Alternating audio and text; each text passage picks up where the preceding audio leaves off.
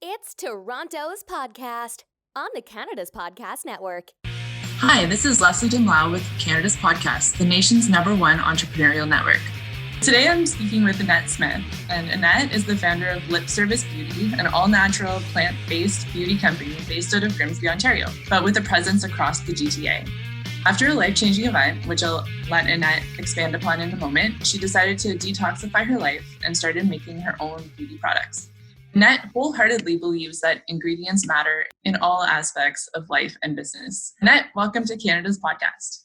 Thank you so much for having me. It's a pleasure to have you on the show. And I know you from our hometown, so Grimsby Yes, Grimsby represent. So Grimsby's just outside of Hamilton for all our listeners who have no idea what we're talking about. Or in the Niagara region, I like to say. Yeah, Niagara region and a little town towards Niagara past Hamilton Way. Exactly. A great town to be in. So yeah, Annette, why don't you start with just telling us a little bit about yourself and what you do? Yeah, so I'm the founder of Lip Service Beauty, as you mentioned. I have an educational background in visual merchandising and marketing and culinary. And prior to me starting my own business, I worked in retail for over 20 years. And every kind of role you can imagine, and most recently was a district manager for an essential oil company for 4.5 years. That's awesome. Yeah. And I guess a little more about my personal life. I live with my partner, and he has 2 children and 2 stepchildren. So 4 stepchildren are part of my equation. And my little puppy Oreo, she's 3 years old. She's a little border collie, and she's my girl. Is she the pup that's on your website? Yes. So we make an all-natural puppy paw salve. And she was kind of the reason that started. And we've built a really great partnership with the SPCA. So I actually give half of the proceeds back to the SPCA. Yeah, I saw that. That's really cool. So tell me a little bit about what made you decide to become an entrepreneur and your journey to get to where you are now. Big question. Well, there's kind of a twofold. One, I had a pretty traumatic life experience happen to me. So I guess we'll start with that. A couple years back, I was living in Toronto before I made the big move to Grimsby, and I had a grand mal seizure while I was awake in public by myself. And I consider that to be like the bitch slap from the universe that I needed to wake up a bit and just make some adjustments in my life. And so I started, adjusting my diet, my nutrition, looking at who I was hanging around with, my job, geography, and, over the years, and I'm still a work in progress, have been making over my life. And I would say the second prong to that was actually a book that I read, which is The 4-Day Workweek by Tim Ferriss. I read it while I was on vacation when I was still working at my corporate job, and I had just launched Lip Service Beauty. And I remember texting like my friends from the beach, like saying, "You're going to be this for me one day. You're going to do this, and I'm going to do this." And like I built my whole business plan on a beach reading that book. That's awesome. Yeah. A week while you're on vacation. Yeah. Vacations Everyone are thought awesome. I was insane. Yeah. That's amazing. I think my next question is kind of related to that, but do you think entrepreneurs are wired differently? Or do you think that maybe an event has to happen, or, you need a wake-up call to become an entrepreneur? What do you think goes into that? I don't think that everybody is hardwired to be an entrepreneur. I'll say that to start with. I think a lot of people try their hand at it, and they have a very different idea in their mind of what it's actually going to look like. For anyone that's listening, that's thinking of becoming an entrepreneur, I can tell you this: it takes a hell of a lot of grit and stamina to do it. You never really get time off. Like you always have to be on, and you have to be willing to do things that other people wouldn't do, so you can have a life that other people won't have. And do you think I'm going to get into this a little bit later, but do you think what do you think the benefits are of being an entrepreneur? There's a lot of freedom in being an entrepreneur. You get to pick your own hours. You get to pick, who you want to work with. You get to pick what you're doing. So the freedom is amazing. But I also recognize that freedom's not for everyone. Some people like rules and like following along to other people's instructions or things like that. Like some people actually work better that way. I, for one, do not. I like freedom. So that I would say is the biggest perk for sure. I think it's also really cool because you kind of control like how much you make based on your efforts, So it's really, as of recently, it's been really fun some weekends because I'm like, holy crap, I'm bringing in one weekend what I would have brought in a couple months with my corporate job. So that's pretty cool. Yeah. I think you have more control as an entrepreneur over everything, right? And you can do something that you're totally passionate about. And yes. It becomes your baby. So, although the downfall of that is that when you screw up or make a mistake or learn a valuable lesson, you have no one else to blame but yourself. That's true. There's a lot of guilt. Yeah. Totally. So I know you do business a lot in the GTA. Like you're based in Grimsby, but right. You do a lot of business in Toronto. Yes. I just wanted to ask you, for other people who are doing business in Toronto, what do you think the benefits are? It's obviously a broader reach, more, obviously it's a larger population, and you're getting more visitors that might not necessarily be from Toronto or even Canada. So it's definitely great exposure, and it's definitely how I have been able to scale my business, gain more wholesale contracts, and just more marketing exposure for sure. And what challenges are? Well, for me specifically, because of my seizure, I actually still can't drive. So that's been a fun challenge for me. However, I've made it work. Thank God for Go Transit. Thank goodness that I have a team now. So I have that support and a partner who's also incredibly supportive in helping me get to where I need to be. Yeah, because I know you represent so many different events across the GTA, or do you even do like some outside of Toronto? We haven't really gone outside of Ontario yet. We are looking at some possibilities for next year. But yeah, we're like London, Kitchener. I'm originally from Paris, Ontario, so I tend to do a few events around Paris or Brant County. Toronto, Milton, Mississauga. We've been all over. Yes, I know. I see you all over. And Burlington, because that's like, the home base. So for sure. For sure. What are you most excited about for your business these days? Ooh, that's a good question. I'm excited about everything all the time, I feel like. But I would say I'm really excited to, so a couple goals of mine for next year is obviously continued product innovation, which always excites me. I can't give you any spoilers yet, though. Okay. I would say I'm really excited to dive into our website a little bit more. I really want to tackle some more like SEO and optimization. So I'll be looking to hire someone to support with that. And just scaling up with our events. Yes, we're doing a lot of them, and I want us to work smarter, not harder. So I'm really taking a look at what events we're participating in next year and making sure they're the right ones. Yeah, and I know you're in a lot of stores too, so that's probably... Yeah, I think it's going to be an evaluation of where we're at with those accounts and really looking to expand outside of Ontario for next year. That's awesome. Yeah. And what are the 3 kind of like top things on your bucket list if you have one? Okay. Well, number 1 is going to like the French Polynesians somewhere, like Bora Bora. Like I want to stay in one of those little huts and go stand up paddleboarding all day. Like that is like a big goal of mine for sure.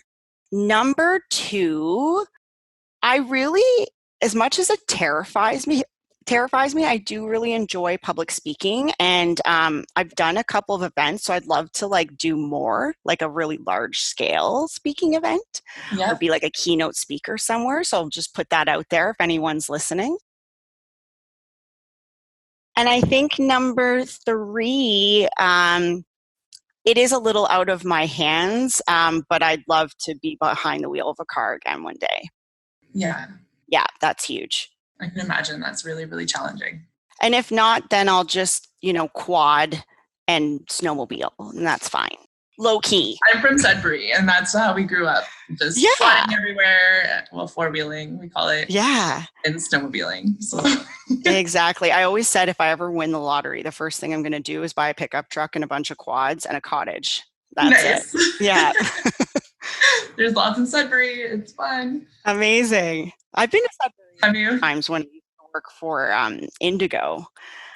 We did a lot of like store renovations and the store openings and things like that. So I was up there quite a bit. The new Sudbury Shopping Center? Oh no, you went to the other one. Yeah.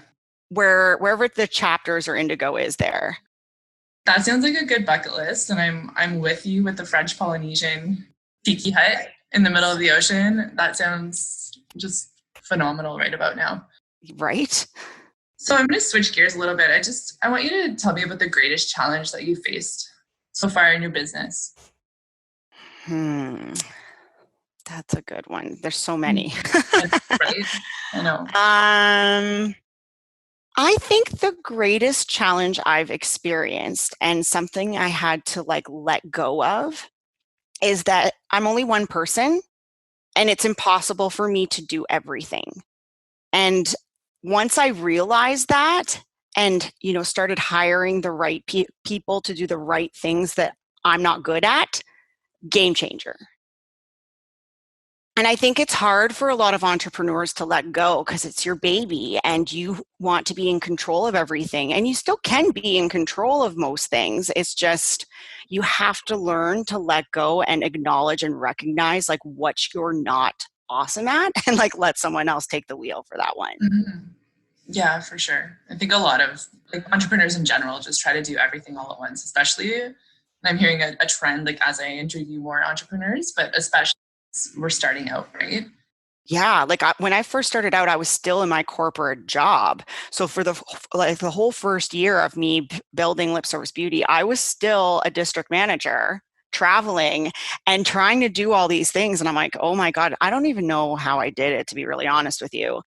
And the first couple of months where I was doing lip service full time, that's when I sort of had the epiphany of oh shoot, I don't really know how to do some of these things. And I really need to farm this out to people who do. Yeah. And it's scary too, because it comes with a cost financially too. And that's sometimes scary when you're starting out because you don't have a huge capital to work with. Mm-hmm. But that investment is worth every penny because it's going to give you your time back. It's going to free you up to do the things that you're meant to do. Yeah. And I think that there's that shift, right? From seeing it as an expense to an investment. 100%. Important for people to come to terms with, no, you're going to get your money back. Yeah. You should get your money back if people are doing it properly and strategically. So. Exactly. And if you're not, then that's when you need to assess, is this the right person to work with? And exactly. Yeah. So when things happen that you're not expecting, or when things happen that people in general aren't expecting, how do you recommend that people handle the situation? Well, I would say, first of all, you can't control anything that's happening outside of your realm. You know what I mean? You can't control how people react. You can't control things that happen to you. The only thing you can control is how you decide to react to it. And so I think that's everything, having a positive attitude despite bad things happening. And I would say another thing that comes up for me in this conversation right now is setting up healthy boundaries. So, if someone's being difficult, whether it's a customer, a vendor, whatever the case might be, really assessing, is this person in alignment with you and your brand? Is this person, causing more grief than not? And do you need to maybe break up with this person? You know what I mean? I think setting up healthy boundaries in business is super important.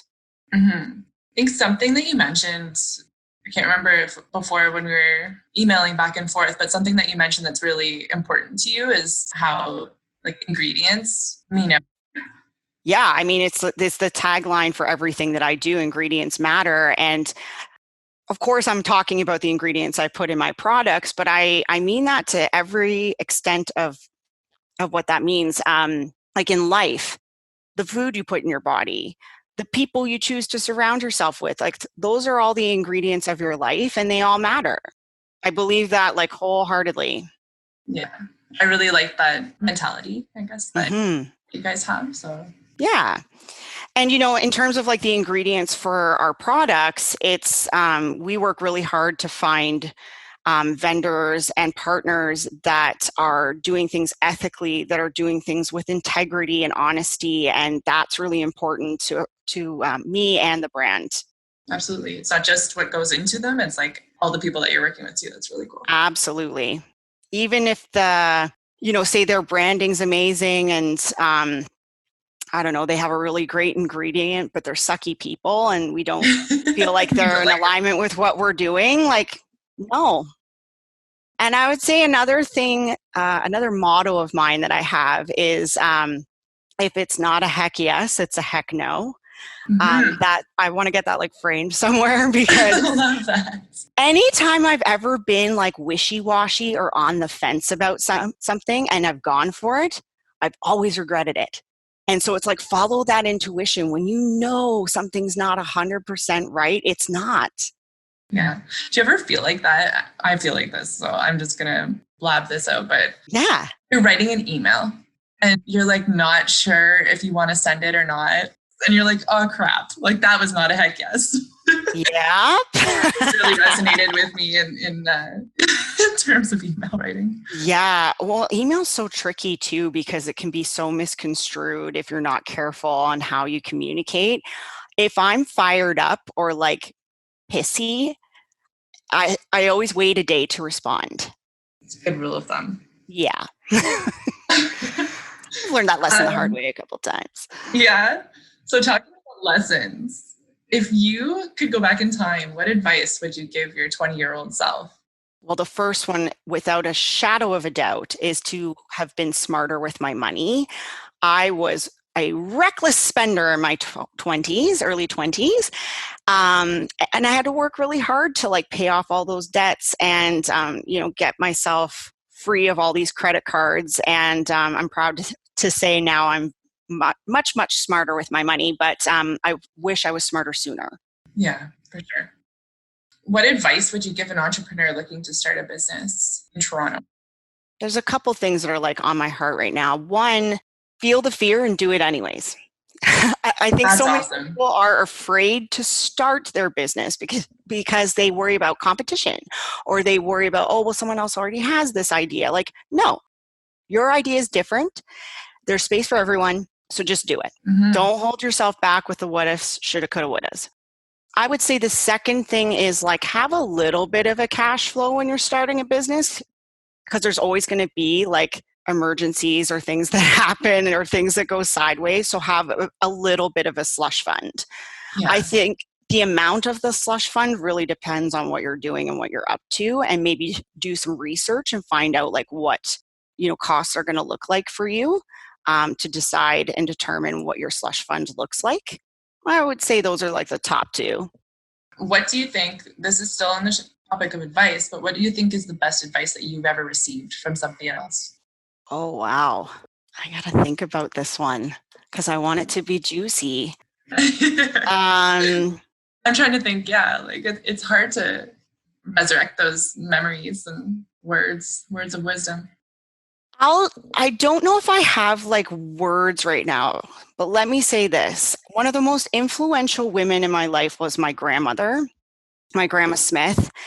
And what I really admired about her, it was her perseverance and her grit. She just never seemed to give up no matter what happened to her. And she always had like a really positive attitude. And that's something that I have taken with me. And I always think of her often when I'm like coming up with ideas or day to day in my business. I'm sure there's things she's actually said. I just can't think of anything like a quote or anything in specific at this moment.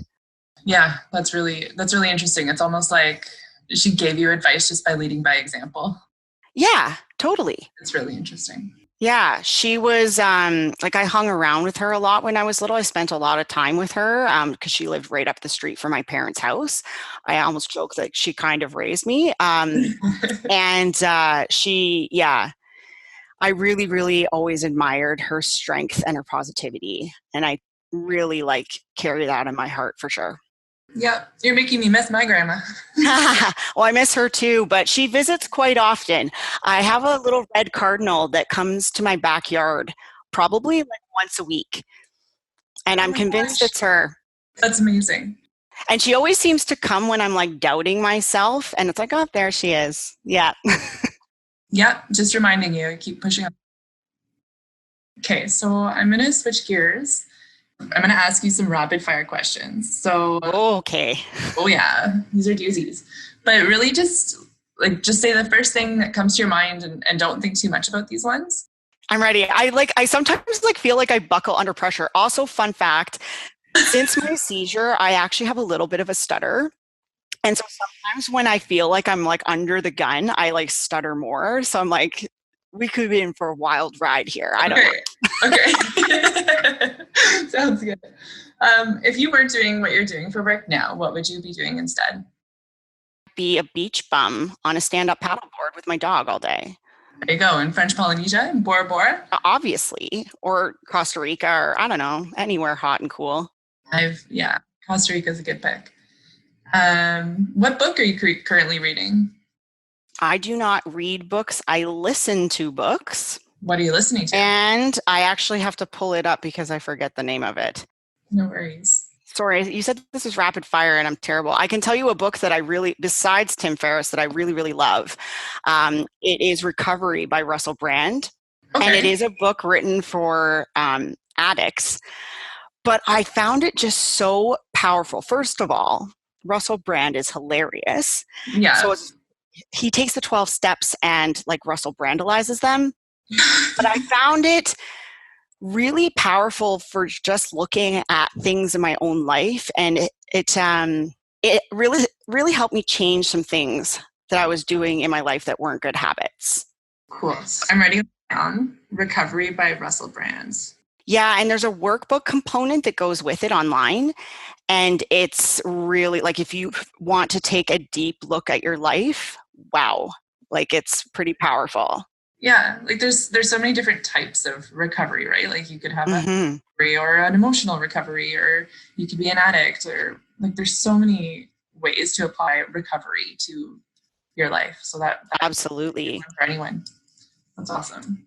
Did you find the audiobook? I did. It's called Fuck Your Feelings, Master Your Mind by Ryan Muncie. Nice. Okay. Well, I'll remember that. I probably downloaded it just because it has an F-bomb in the title. So yeah. Okay. So are you a morning or a night person? Morning, hands down. And if you follow my Instagram, you'll see that I'm up at 4 or 5 every single day, walking my dog and batching products. And that is how you get so much done. Yes. Come nighttime, I'm dead. I'm brain dead, can't function, don't ask me to do anything, but the morning, game on. So you're on Instagram, lipservice_beauty, just for all. Correct. Yeah. If you had to pick one word to describe yourself, what would it be and why? Grit comes to mind. I've been told that I have a lot of grit by people. I just never give up, ever. I don't understand the word defeated. I really don't. If you tell me I can't do something, I will find a way to get it done. Challenge accepted. Yeah. Tenacious. That would be Yeah. Awesome. That would be a good one too. Okay, so next question. What's keeping you up at night these days? My website. Yeah. Websites are big problems. It is. And it's so much work and ongoing work. And things are always changing with algorithms and search engine optimization, and that is not my wheelhouse. Like, I know a little bit about it, but not as much as I clearly need to. So that's keeping me up at night. Are you doing it yourself? For now, yes. I want to hire someone in the new year to support me. Putting it out there, if anyone's listening as an SEO expert, please hit me up. Next, what is your favorite place in the world? I think I have two answers for this. One would be anywhere in British Columbia. It's just so beautiful. And like, I feel like the air there is different. It's just so clean and crisp, and like, I just love it there. And I love that everyone's a health nut in Vancouver. It's like amazing. It's like my mecca. And the second place, it's going to sound really corny, but my grandma's house, even though she's no longer with us, and like, I can't go there anymore. It was just like my favorite place to be. I always felt so safe and like loved there. Yeah, I can totally relate to that. What are 3 non-negotiables that have to happen in your morning routine? Hydration, so like water and tea, walking my dog, and I want to say going to the gym, but I don't go every single day. But gym time every week is definitely a non-negotiable. Yeah, that's on my non-negotiable list too. And I think it just powers you. It fuels you for the day. Right? 100%. And it teaches you how to push yourself. It does. It probably fuels into or funnels into like being a fighter. I think a little bit. And I also am not as mentally an awesome of a person if I don't go. Like, I've had bouts of my life where I haven't been able to go to the gym for whatever reason, if I'm traveling or like whatever. And I'm not a happy human when I don't go. Yeah. Okay, so I have one more question for you. And it's this is one that we asked to all guests. I heard it on the other ones, but it's the last question. So there's a small tropical island in the middle of the ocean. Let's say it's Bora Bora. It only has one phone booth and no internet. We drop you off there with no technology at all. And at any time you can use the phone on the island to call the boat to come pick you up. How long would you last? And what are you going to do until you make the phone call? Oh, well, I'm not going to be on that phone right away. I'll tell you that right now. I'm going to explore that island as much as humanly possible. God, I hope there's a stand-up paddleboard or a boat or something, because that would be really fun. Yeah, for sure. Yeah, I think I'm not using that phone until I'm like close to dying. Yeah. I'd want like all the adventure, explore everything, get a nice tan. Yeah.